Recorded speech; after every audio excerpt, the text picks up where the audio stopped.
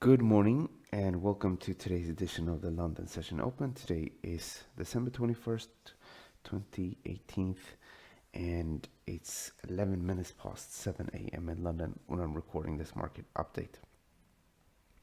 We're going to take a look at the preferred trading setups and going to begin with this dollar.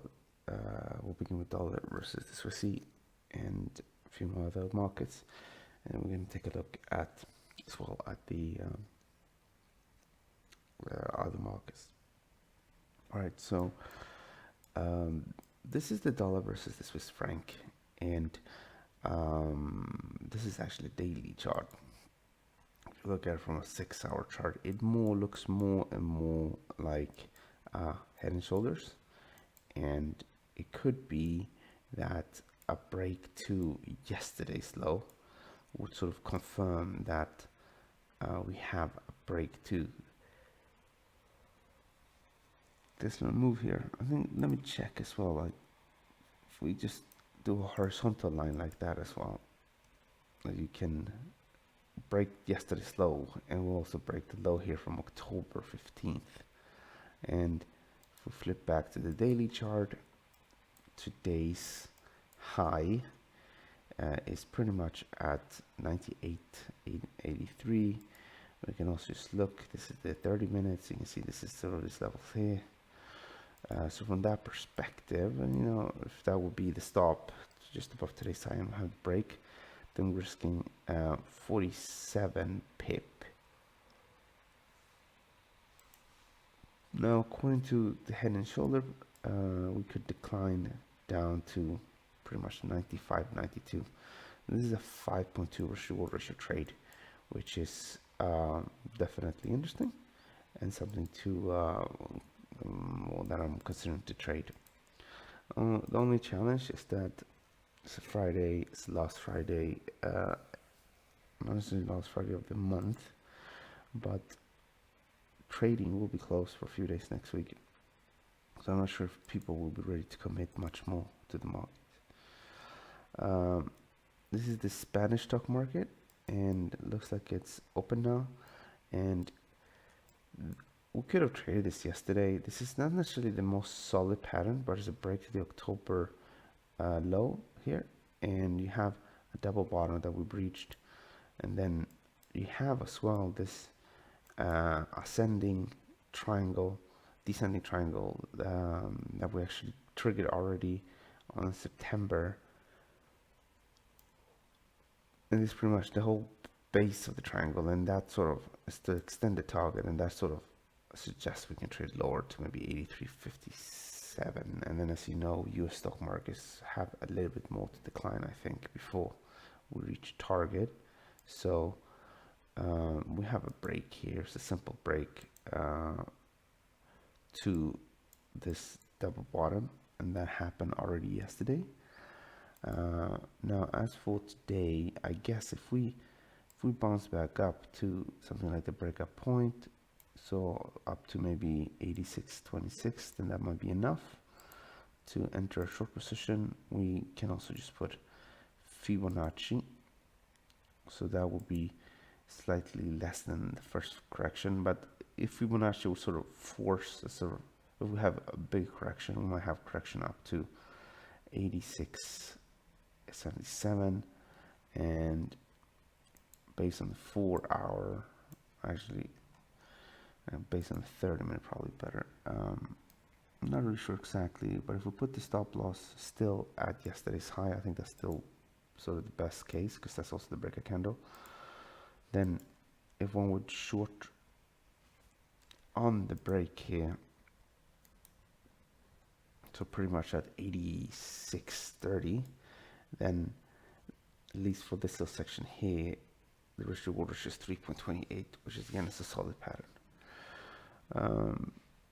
Another one, I think, oh, that's actually what I'm already trading, but there's another one, which I think is this one. This is Taiwanese stock market, and the Taiwanese stock market is, trying to complete the rectangle pattern, this very old rectangle pattern from August, or I guess from January this year, sorry. still have a bit to go before we reach that low. And then in the short term here, this is more of a well-defined descending triangle. You got low here and then low here and low here. So decent 3 lows, if not 4th low here. And here, stop just above today's high on a break to 350. Provides a 3.97 times risk reward ratio, which is a solid little pattern again. Good risk reward ratio on that. This is that, and then let me see here. Just looking for something that have not triggered. Okay, this is another one that have not triggered, and which is silver. And let me see. I'll keep on moving that around. So here, it's gonna be a bit tricky. I think we're gonna lift this tiny bit. We're just gonna lift it a tiny bit. So not necessarily yesterday's high, but something like 1486. And if we also see, for example, the break in the dollar Swissy and sort of general dollar weakness, and that's would make perfect sense. So if one would buy on the breakout of on test at 1485, and then if one would literally put the stop loss just below today's low, then if we hit that target, then risk reward ratio is 5.89, which is again a solid pattern, a solid risk reward ratio. But probably just putting stop loss at today's high is probably not going to be best of ideas. Or maybe lowering it a tiny bit to 1468, if not a little bit more. Hopefully make sure that we're sort of out of trouble, and risk reward ratio for that is 4.33. That again is sort of definitely a solid little pattern to consider. And I think the final market is just the Chinese stock market, where I think you had more weakness overnight. So the Chinese stock market is obviously traded in China, especially this one is the China A50, and you can see here how we had a slide here, further slide here. Don't remember exactly what I told you guys yesterday. I think I told you guys yesterday that on a break to, and yesterday's London close, I think I said on a break to yesterday's close, then that will be presenting an opportunity here to short sell with a stop loss just above yesterday's high, and that would have provided a 4.27 times risk reward ratio, because this is a massive rectangle, and you can clearly see we're leaving this behind now. Now obviously this moved down a little bit, so I moved down. I didn't put any entry orders on or nothing like this. I think and actually I did not gap.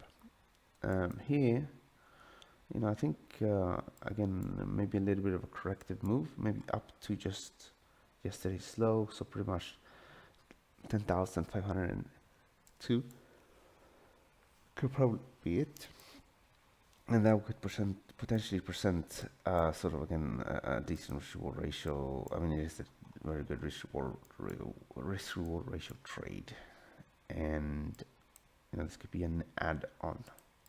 So you could notice something interesting here across these positions we looked at, and that is that they're all sort of the same to some extent. Shortening the Spanish stock market and shortening the Chinese stock market is just shorting that market, and all stock markets are highly correlated right now, which sort of shorting one here, you add more risk to the same trade. Then we talked about dollar versus the Swissy, which to some extent is the same, but it's a little bit different. So maybe trading dollar Swissy could be a good little add-on if one is already short to in stock markets. But it's pretty much the same thing, risk off, really. That's what we're dealing with here. There are some other things as well, like Norwegian kroner versus Japanese yen, but I think we moved away a little bit too much from there to really get involved. We have New Zealand dollar versus the Swissy as well, which triggers head and shoulders, and it's sort of clearly on its way lower, but I think that we probably missed this here as well. Would have been great, but I literally missed all of this when the first break occurred on December 19th. But we have a bit to work with, and then there's some of the other stuff we talked about before, like GBP CAD, but we sort of so far away from breaching any of these levels, so I'm sort of ignoring that. As a little reminder, here are the sort of, I'm not sure actually if you can see, no, you can't see this right now, but as a reminder, here is the list of markets that I'm focusing on. I'm going to take a screenshot of this one if you want to sort of write this down. The only thing I'm not actively looking to trade is the S&P 500 and the DAX 30, and then again we have some other markets where the market has already moved quite a bit, so I'm not going to engage, but yeah, we still have quite a lot to work with. One little issue one might need to consider, another I think is going to be a big issue, but because some markets going to be closed, there's probably going to be maybe more literally the markets are not going to be that active, and it's going to pay for rollover, and then the market can gap. So if one holds a position on and then the market is closed for like 2 days, and then suddenly the market sort of reacts differently when the market reopens or could gap. So that's something to bear in mind. My only position for right now is the Canadian stock market, and doing all right. Don't remember exactly how much in percent. I think 2% return or something like that. So I shorted, as you know, here, and I shorted on the break, which is here somewhere. So I have an average entry probably somewhere close to 867 or so. This could fully just sort of correct and then go lower. So I'm not gonna look to add anything here, and unfortunately these are the highs still. So I could probably reduce the stop loss to just above the high here from the Fed rate meeting. I could potentially, yeah, I could probably lower it here if I want to, because it's just still above a bit here. But there's no, it's not this one. This high here can really not be trusted, so there's no point sort of reducing stop losses orders already here, because this could just be up and then you get stopped out of break even and slightly profit, and then it just goes down. Okay, here is the euro versus the USD, and it has an okay risk-reward ratio. I just want to check something on here. So this is the risk-reward. This is the euro versus the USD, and we took out this level on the 4-hour. So we breached this pattern. The only problem with this pattern is that it's like a wedge triangle.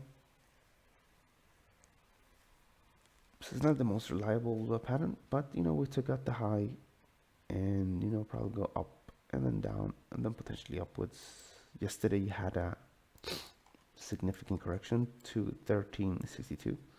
Sorry, 1362 is the trend defining level, and yesterday had a significant correction, and yeah, moved upwards, and I think we'll probably go up. GBP versus the USD, I think is better to be ignored.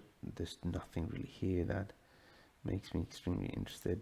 You do have, again, what looks like an ascending triangle, but there's so much resistance up here that I wouldn't really be bothered to trade this. I'm not even gonna bother to save it, but I am gonna save this one.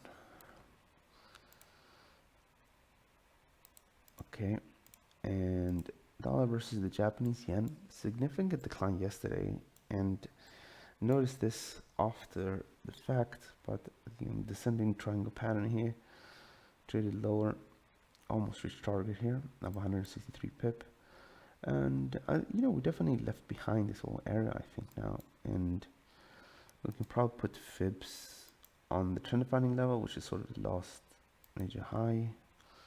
No interesting high.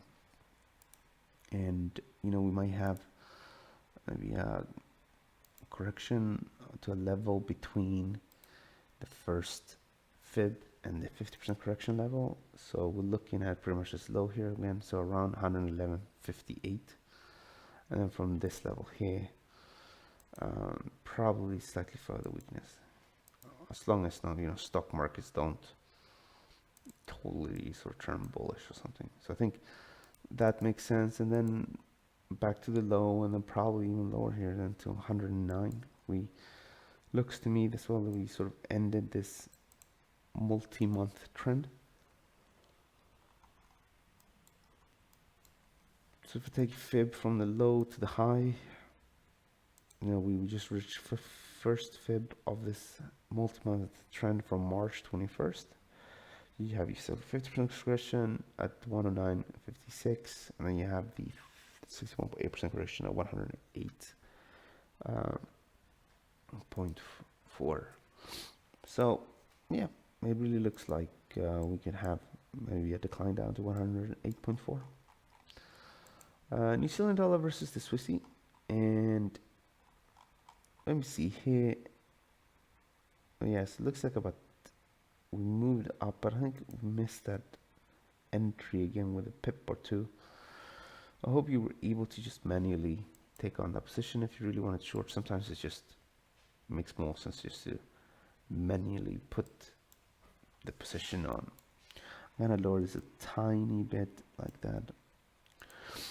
Not something I'm extremely interested in, but the trend is short-term bearish below 68.80, and we might potentially go down to 66.29. Aussie dollar versus the USD. So we talked about selling here a few days ago. We almost reached target, and then we said if we bounce to 71.40, trade's gonna sell again, which they did. I reduced my trend funding level now. I'm still thinking that we can probably go down to, or the trend suggests really that we can go down to 70.65, which is this level down here, maybe followed by 70.20, which is down here. Not extremely interesting, but is there that opportunity? Dollar CAD, we finally reached that level that we talked about here. It was definitely a bit of a struggle because stock markets, currency markets haven't really been trending. It looks like it's December 7th. Today is December 21st. So 2 weeks. Yeah, 2 weeks of trading to reach that profit target. So things are moving slowly. I met a guy that he does something similar like I do yesterday. But he does that for institutional banks and things like that. So he provides like short-term updates during the day, and he's born to sort of short-term scalping as well. So he provides 1 or 2 signals or so. And that guy, he was telling me that it's a real struggle.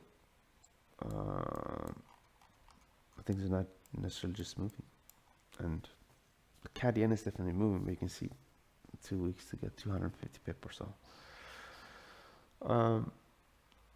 Gold, bullish. We reached that head and shoulders pattern target that we talked about on the breaks here. Most not an easy ride. Again, I'm too close to all the price action. And 1241 is support. I think we can potentially go down a bit. I think I'm gonna adjust this a tiny bit like that to 52.50, and then I think traders will try to probably buy here again. This is just following the trend until the trend rolls over. Obviously, looking at the other markets, if euro dollar probably head upwards, so that could potentially lift gold as well. Crude oil, talked about selling here a few days ago. I have now reduced, so we moved down to the low. I still think we can trade a bit lower. I reduced the trend funding level to 48.43, and I think if the market would spike up to 47, 29-ish. I think traders will sell again.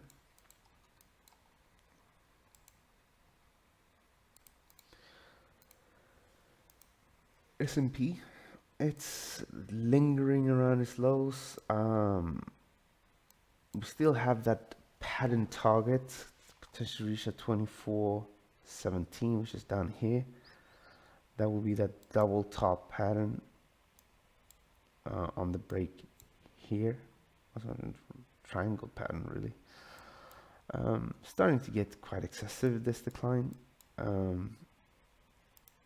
Obviously the market is really getting ready for some sort of a recession, I guess. 16% decline in the S&P is not that much though, but I think again we should probably respect this. There's a lot of people that just buy, and it is fine to buy, but you need to have at least a 1 year, 2 year view. I do think US stock markets will at one point trade all the way back up to maybe their 2018 high, but you know, we could technically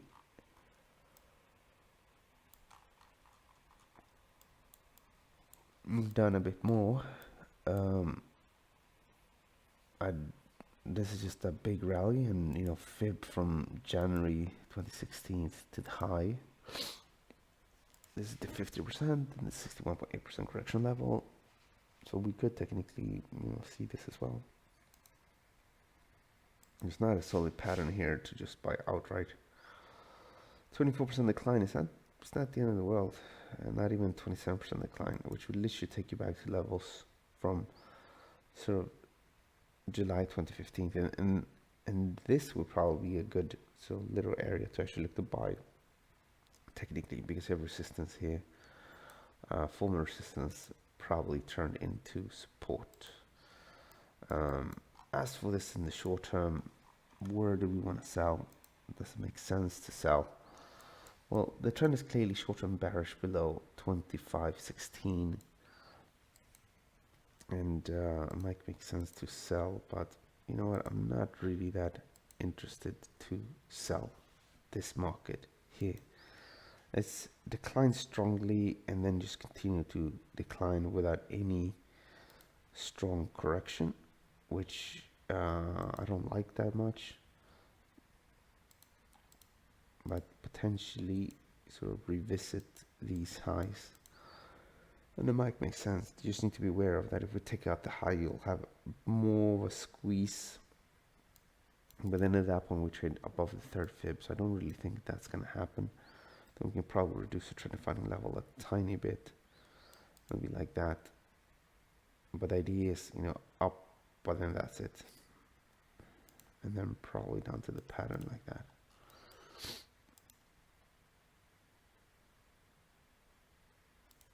Okay, and let's take a look. So they all pretty much look the same, guys. This is the Dow.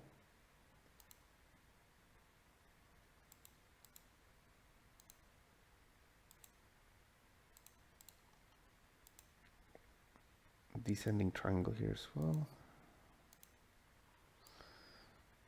Still have a bit more to go.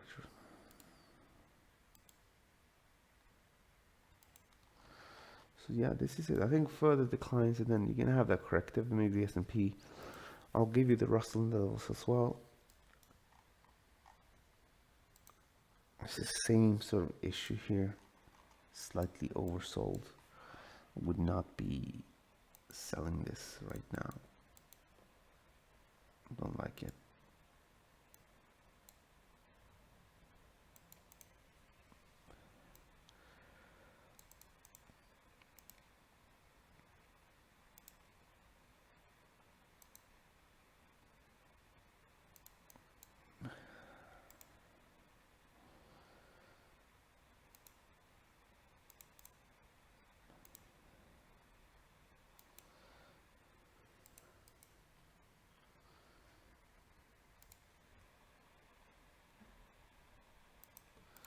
Okay.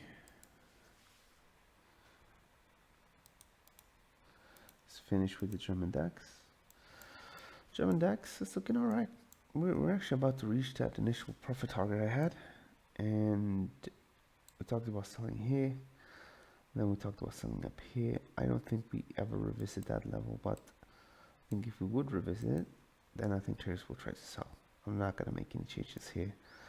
What's interesting is this is support and turn into resistance, and of course if we swing up to these levels, it makes sense. I think we could potentially lower this a tiny bit, like that, like this, and I think we can just push this down.